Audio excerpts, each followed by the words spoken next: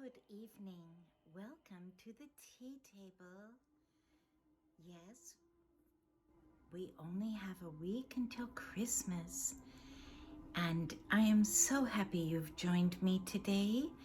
We're having tea by candlelight, and I have a wonderful recording playing, and it's Ivan Rabinov. He's a Russian-German famous baritone singer that I discovered years ago. He has now passed on, but his music remains, and it is the deepest heart of Christmas. And he sings in German and Russian and English, but he has behind him beautiful choirs.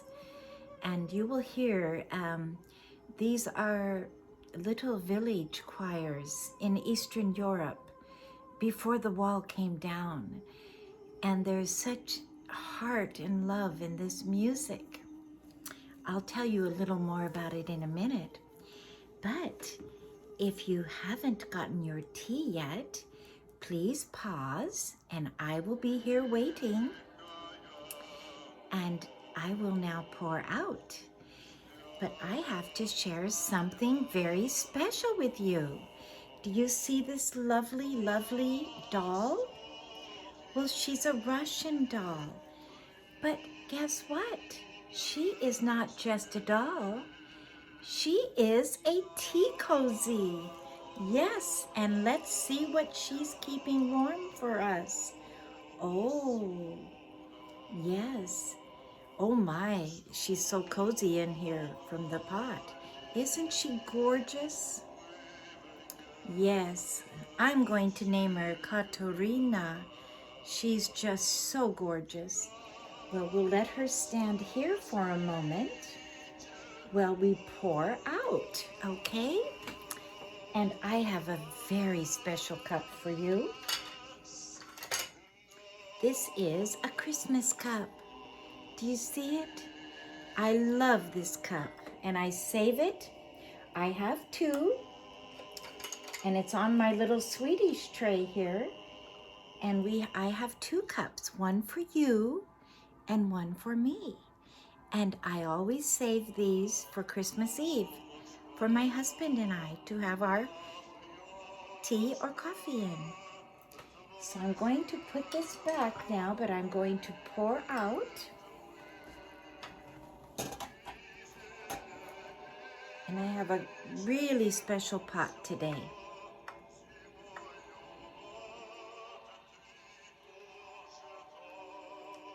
Isn't that beautiful?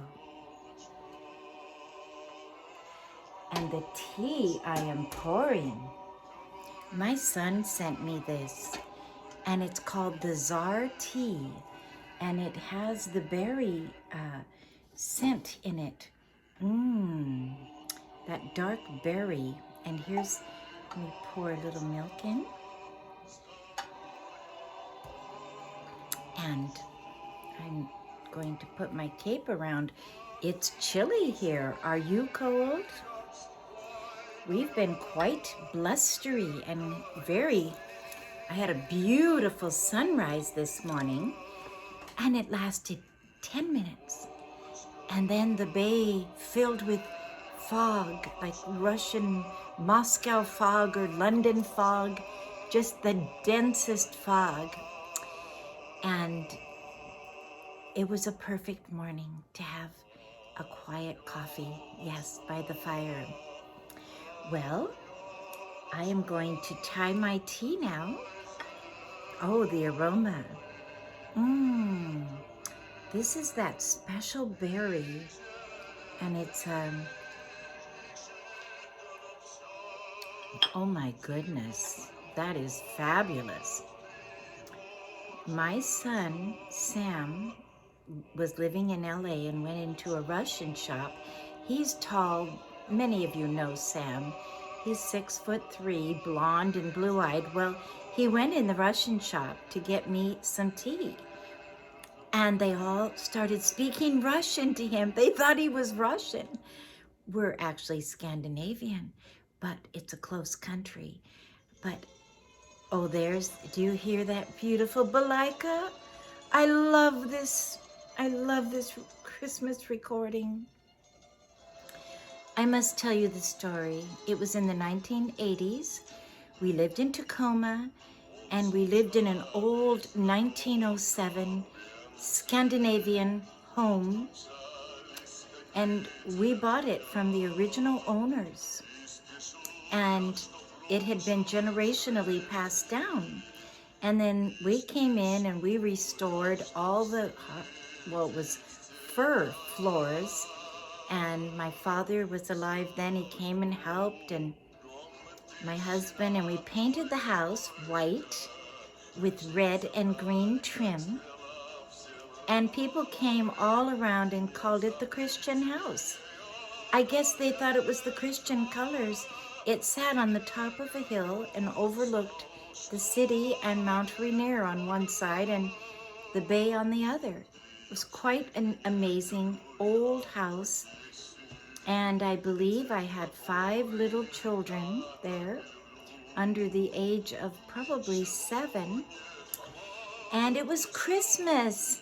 And that's when we started decorating with greens, and on all of they were tall 9 and 10 foot ceilings. And the house was just filled with aroma of good cardamom bread and scorpa. And we had a house blessing.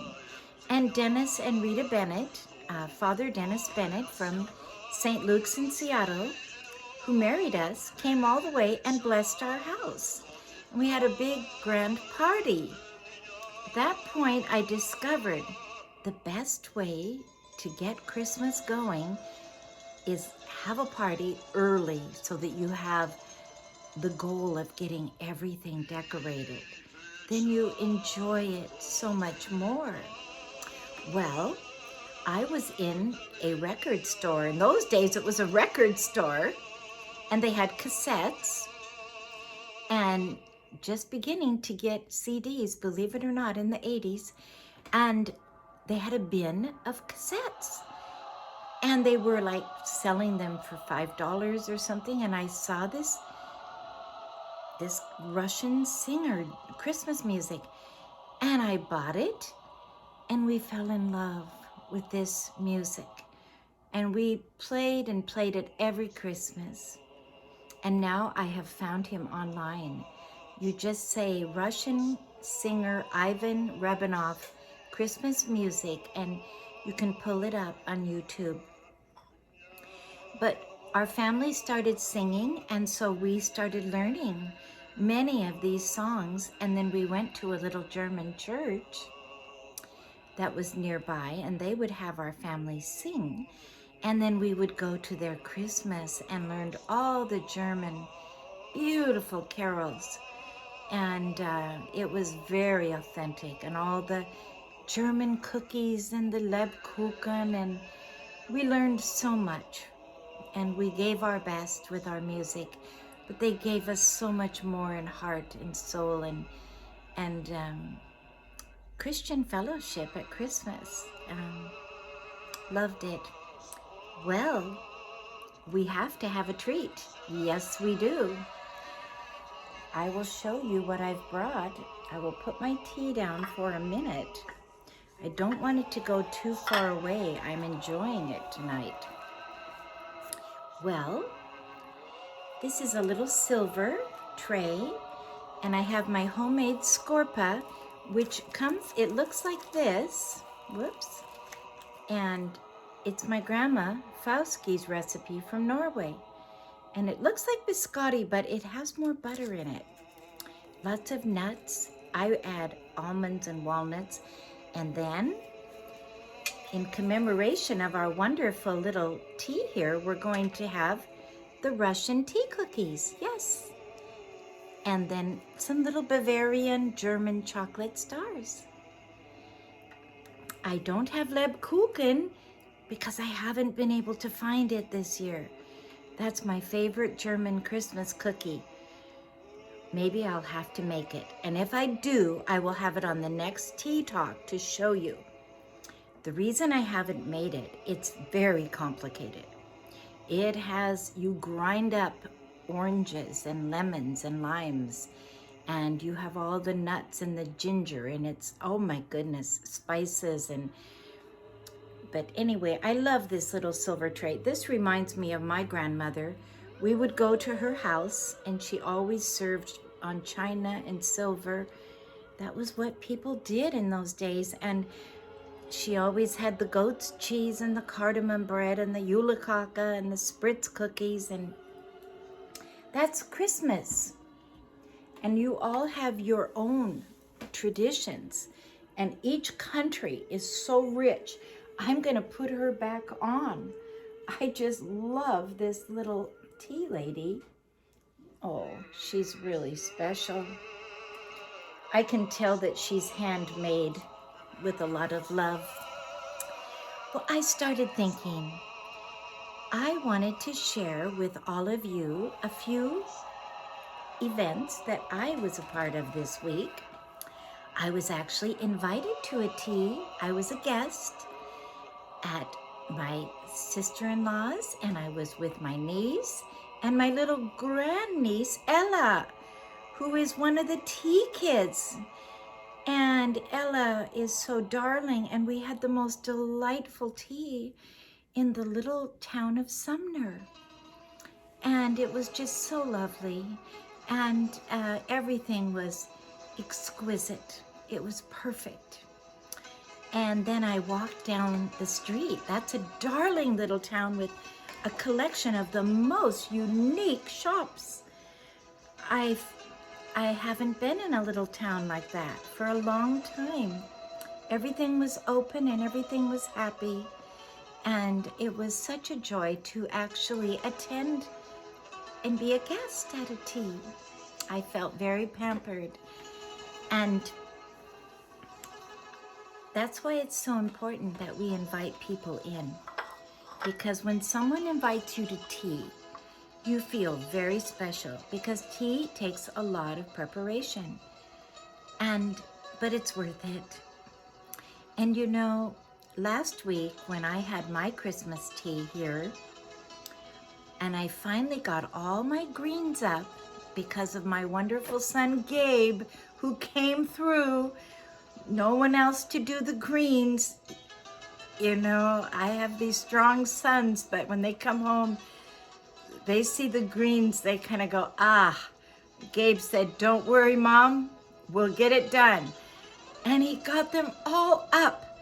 And the moment they were all up, and my tree was my husband put the tree up and we decorated, I had this moment, and I felt Christmas. I felt Christmas come in my home. And do you know, I call that finding Christmas. And every year that has happened to us in one way or another. I remember one year, my husband and I made cardamom bread, and we braided it, and we frosted it and put cherries on top and red candles on it. And we had a couple of extra loaves, and we were going to go to a concert. And we happened to have a loaf in our car. And I don't know fully what we were intending to do with it, but we ran into a man who was lonely and very nice, dignified. He was a librarian, lived alone. And we said, would you like a loaf of cardamom? And he was Scandinavian, and he goes, yeah, homemade? I said, yes, homemade. And do you know, we gave it to him. We don't even know his name, but we knew him from the university my husband was a part of. He almost cried. Then we almost cried. And we felt joy just welling up.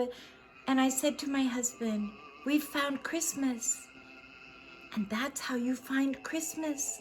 Find someone that needs, someone that you're not looking, someone that can't give you anything back. Give them something, and you will find Christmas. Now this fabulous singer, Ivan, he hits a bass note that only the Russian basses can hit. And there is a very famous song, and I heard the whole story of it. The boy choir in Cambridge was doing the song, and the director said, you know, only a Russian can hit that bass note. Somehow they're trained at an age where they can hit the bass. This man can hit the bass note. And there is a song called The Three Kings, and it requires that note. And he hits it, and it just, whoa, it's like a pipe organ vibrating. Well, I thought I wanted to share something with all of you. This tea is so good. I can't believe it. I forgot about it. It was in a tin in my pantry. My son Sam had sent me so much. It came in a big tin with a picture of the Tsar and Tsarina. I need to find that tin and show it to you. It was just so beautiful. And the tea is just a flavor to, never had one quite like this. But I thought I'm going to share with my wonderful tea family. You're my tea family now. I had 3 different experiences when I was young that I was not in my home for Christmas. Excuse me. My first one was in Juneau, Alaska. I had gone up to work there after I had had 2 years of college. I went to work in an orphanage that was for Native children. And someday I'll tell you about that. It was a wonderful experience. And I was only 20, and they made me the mother of the 7 teenage girls. Now, these Native children had living parents, but the parents were not able to care for them on a regular basis. But do you know, I had a wonderful time. It wasn't hard. When you're young, you can do anything.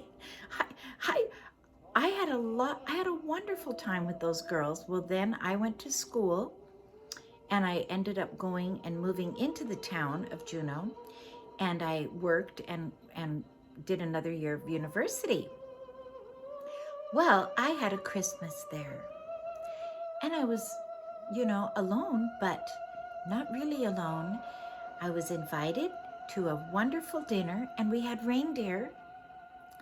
And then at Thanksgiving, one of my professors invited me, and I had the most wonderful it wasn't a sad Christmas, I probably was a little sad, but I had so many loving friends, and it was such a wonderful experience in the snow.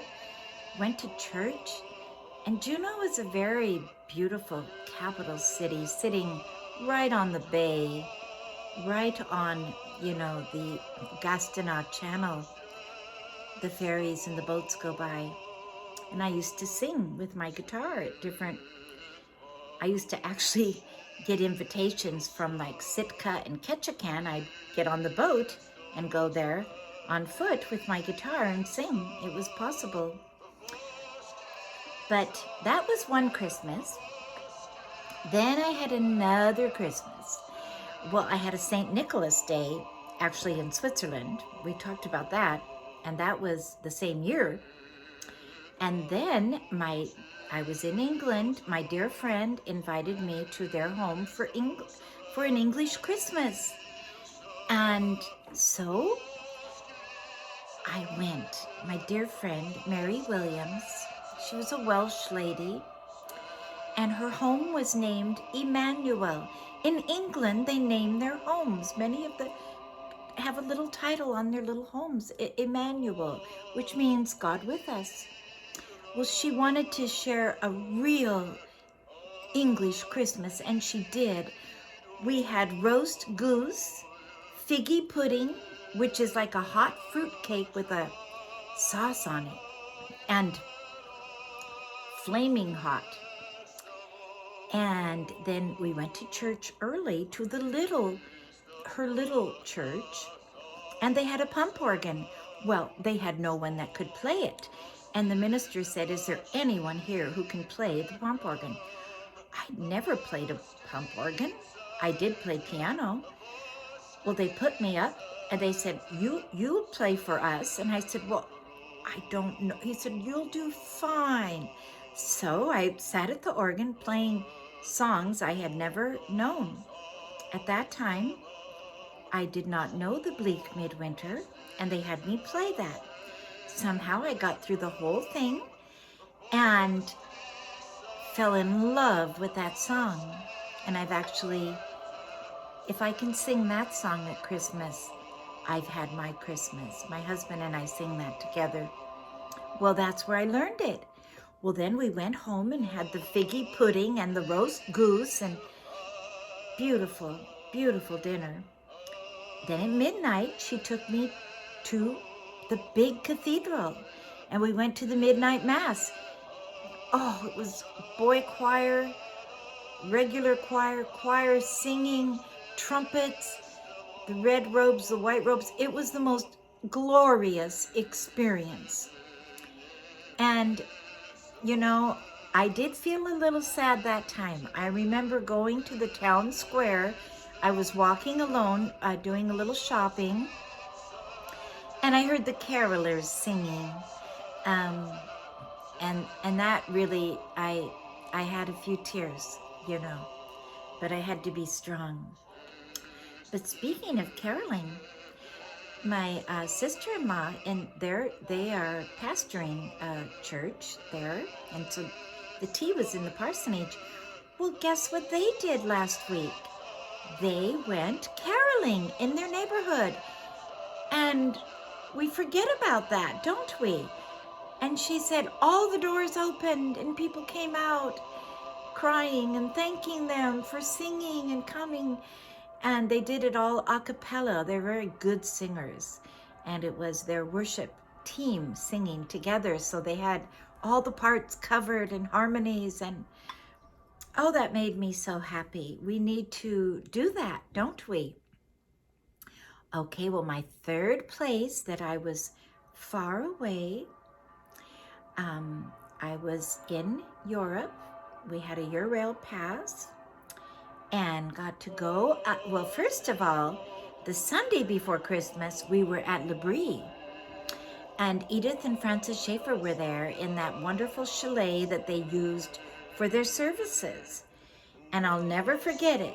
They had a tall, live, beautiful Christmas tree with real candles burning in the wood chalet. I'm sure they had water nearby, but they sang all the carols, and that was a wonderful experience. And then John Sepion, the son-in-law of Francis, drove us down to the train. We had to catch it. He's a cellist, so we went to his concert down below in the little town of Eigel, and then got on the train and headed up and went to see my relatives in Fauske, Norway. And do you know, we arrived on Christmas Eve just in time to walk to the little church in the snow, and it was twilight and then it was dark and you could see the little church, and that was the kirk, they call it, where my father was christened. And then we went home. The Norwegians have very simple, wonderful food, but simple gifts, just little. I remember they gave me a little wooden dish that I had forever, painted with the Norwegian painting. And we gave them soap that we had bought in Paris, and that was fun. But I remember the little grandmother was there, and she was very elderly, but she was the cook. And she made us a cup of coffee like I've never had in my life. I don't know how she did it. It was boiled the old-fashioned way on the stove. And I said, this coffee, in fact, the coffee in Norway was the best of any country. And on the train, oh my goodness. This is my favorite song he sings. Susser wie Glocken die klingen. How sweet the bells ring on Christmas Eve. Now that's him. He goes that high, and then he goes completely to the lowest bass. I love this heart he gives to. This is Weihnachten. This is Holy Night. This is not commercial Christmas. This is deep Christmas. And you know, Jesus all through history is symbolized by the rose. That's why there's a lot of roses at Christmas.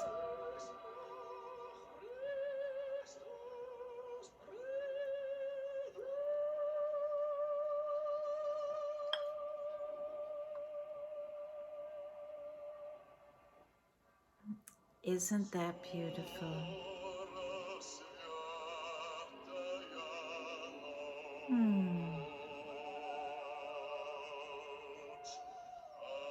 Oh, I love this. You are all so special to me. Thank you so much for joining me for tea times. I pray for you. I pray for all of you. You have the most beautiful Christmas, and that God will give you the desires of your heart. You know, when you pray, there's only one thing you absolutely have to do to get your prayers answered. One thing. You have to pray in faith. Yes, pray in faith, in trust, and open your heart and allow God to come in and love you. Just allow Him to love you. That's true peace. That's shalom. That is Christmas peace. Christmas. All is calm. All is bright. Well, it's been so special to be with you. It's hard to say goodbye. But I pray that you will all find in your traditions the Christ child. He's there. God bless, and look forward to seeing you next time.